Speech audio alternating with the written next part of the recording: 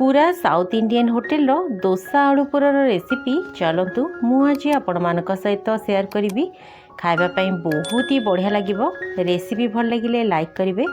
नमस्कार, आपण को काकुलिस क्वेश्चन को बहुत बहुत स्वागत। ये आलू पुरे आपण दोसा बनै पारे, ता सहित ये सैंडविच बा रोल बने की खाई पारे, बहुत ही भल लगे। तो देखंतु एठी मु 3टा मीडियम साइज रो पियाज को ए भड़ा बड़ बड़ और लंबा लंबा स्लाइस रे काटिकी नहीं, ता सहित किछि ग्रेट करके रखिथिबा अदा, कटा कंचा लंका आउ किछि भृसंग पत्र नहीं, आउ ता सहित एठी देखंतु 5 ରୁ 6टा सिचा आलू आमे नहीं जिबा।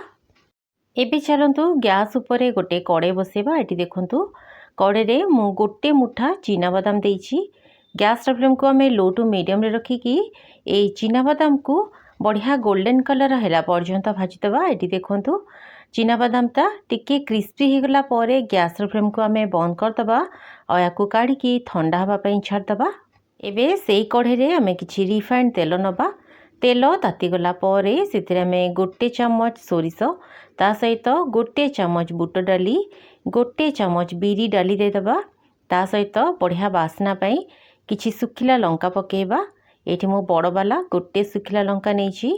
तो देखंतु एबे आमे ए सब को लाइट गोल्डन कलर है पर्यंत भाजवा, बेसी डार्क करेनि। ये देखंतु लाइट गोल्डन कलर हो गला परे एथिरे बढ़िया फ्लेवर पाई किछि भृसंग पत्र पकेबा। ता सहित एथिरे ग्रेट करके रखिथिबा अदा मध्य ऐड करदबा।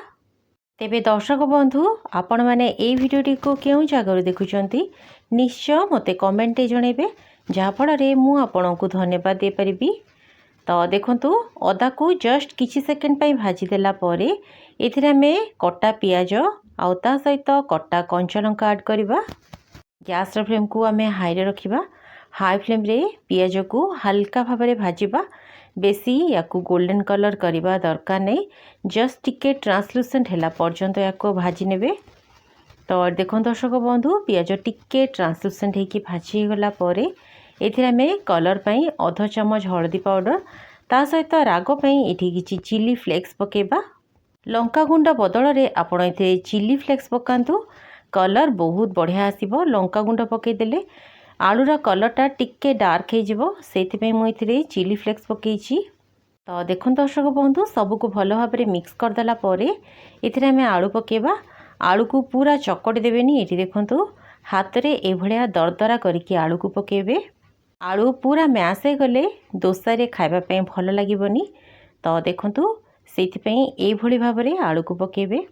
तो देखो दर्शक बंधु, एबे आमे एथिरे स्वाद अनुसार लूण देदबा आ गैस फ्लेम को हाई रे रखिकी ए सब को बढ़िया भाबरे मिक्स करदबा। आलू रे पियाज पड़िछि बोली पूरा जना पड़ुछि। पियाज एमिति देखा जिबा दरकार, आउ एमिति पियाज हल्का गोल्डन कलर करके भाजिबे। देखिबे पियाजर गोटे मिठालिया टेस्टा रहिबो, आउ आलूर स्टफिंग खाइबा पई बहुत ही बढ़िया लागिबो। आलू जेमिति टिके सुखिला न रहिबो सेथिपई इथिरे आमे 3 ରୁ 4 चामच पानी देदबा। ता सहित लास्ट रे इथिरे किछि भृसंग पत्र पकेबा। आउ ता सहित आमे जो बादाम को भाजी रखिदेले तार चोपा छड़ेकी मछरू फाड़ फाड़ कर देकी इथिरे ऐड करदबा। चीना बादाम ये ऑप्शनल अच्छी, तेबे आपन को जदि पसंद ताले आपण एथिरे ऐड करि परिबे। तो देखो दर्शक बंधु, गैस फ्लेम को एबे आमे लो टू मीडियम रे रखिकी सब को बढ़िया भाबरे मिक्स करदबा। ये देखंतु पूरा साउथ इंडियन स्टाइल रो दोसा आलूर स्टफिंग आमर बनिकी रेडी हो गला। तेबे रेसिपीटी जदि आपन को भल लागिला लाइक कमेंट आउ शेयर करिवे। रहिली, धन्यवाद।